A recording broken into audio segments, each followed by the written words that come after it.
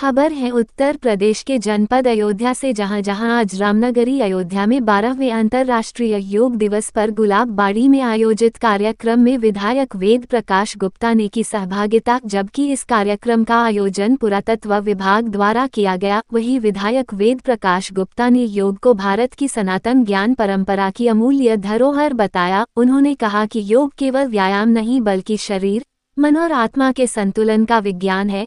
योग को तनाव, अवसाद और असंतुलित जीवन शैली से मुक्ति का प्रभावी माध्यम बताया। इस दौरान विधायक वेद प्रकाश गुप्ता ने युवाओं, महिलाओं और वरिष्ठजनों से नियमित योग अपनाने का आह्वान किया। साथ ही उन्होंने कहा कि स्वस्थ नागरिक ही समृद्ध समाज और सशक्त राष्ट्र की नींव होते हैं। प्रधानमंत्री नरेंद्र मोदी के प्रयासों से योग को वैश्विक पहचान मिलने की बात कही। प्रधानमंत्री नरेंद्र मोदी के नेतृत्व में भारतीय जनता पार्टी के 12 साल विश्वास के, विकास के, जनकल्याण के अभियान का उल्लेख किया। केंद्र सरकार की जनकल्याणकारी योजनाओं और विकास कार्यों की चर्चा की गई। अयोध्या के विकास को सांस्कृतिक पुनर्जागरण और जन आस्था के सम्मान का उदाहरण बताया। कहा, विकास की गति और योग की चेतना मिलकर भारत को विश्वगुरु बनाने का मार्ग प्रशस्त करेगी। वहीं इस कार्यक्रम के दौरान व्यापारियों, अधिवक्ताओं, चिकित्सकों, शिक्षाविदों एवं महिलाओं से संवाद किया। केंद्र सरकार के 12 वर्षों की उपलब्धियों की जानकारी दी। विभिन्न वर्गों के लोगों से सुझाव प्राप्त किए। जनभागीदारी को विकास की सफलता का आधार बताया। समाज के सभी वर्गों से सतत संवाद पर जोर दिया। आज गुलाबबाड़ी के ऐतिहासिक मैदान में प्राचीनतम स्थान और सुंदरतम स्थान किसी जमाने में अयोध्या नगरी का रहा है। इसमें योग दिवस का आयोजन हुआ था आर्कियोलॉजिकल डिपार्टमेंट द्वारा। इसमें मुझे अवसर मिला इस योग दिवस में शामिल होने का। 12वां अंतर्राष्ट्रीय योग दिवस।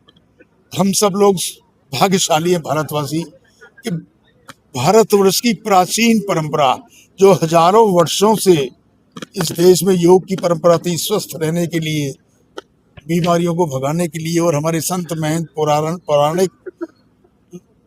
पुराणों में भी वर्णन है योग का, वो विलुप्त हो गई थी मुगलों के शासनकाल, अंग्रेजों के शासनकाल में। ये तो हम सब लोग सौभाग्यशाली हैं कि इस देश के प्रधानमंत्री के रूप में 2014 में माननीय यशस्वी प्रधानमंत्री नरेंद्र मोदी जी ने इस देश में प्रधानमंत्री के रूप में कार्यभार ग्रहण किया। और उसके बाद जो प्राचीन परंपराएं थी, योग था, आयुर्वेद था, ऐसे हमारी प्राचीन पद्धतियां थी, परंपराएं थी, जो पूरे विश्व में जब भारत के भी विश्व गुरु में जाना जाता था, तो इन्हीं सभी परंपराओं की वजह से पूरे विश्व गुरु के रूप में भारत का स्थान था वो विलुप्त हो गया था। विदेशों में उसे विलुप्त करने का काम किया था।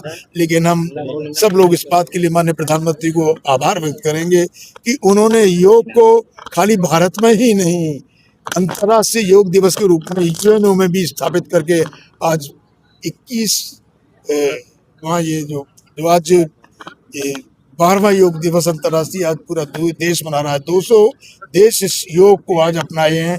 ये भारत निश्चित रूप से पुनः भारत अपने उसी विश्व गुरु के रूप में आगे बढ़ रहा है। आज पूरा दुनिया विश्व भारत की ओर देख रही है।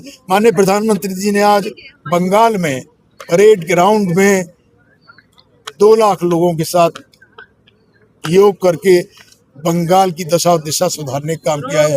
बंगाल में संदेश देने का काम का माननीय प्रधानमंत्री जी ने कि अब ये भारत है, केवल भारतवासियों को ही भारत में जगह मिलेगी। जो विदेशी हैं, जो आकर यहाँ आक्रांता यहाँ पर बस गए थे, उनको भारत जाना है। और आज भारत, बंगाल पुनः एक बार अपनी प्राचीन गौरव को प्राप्त करेगा, ऐसा मेरा विश्वास है।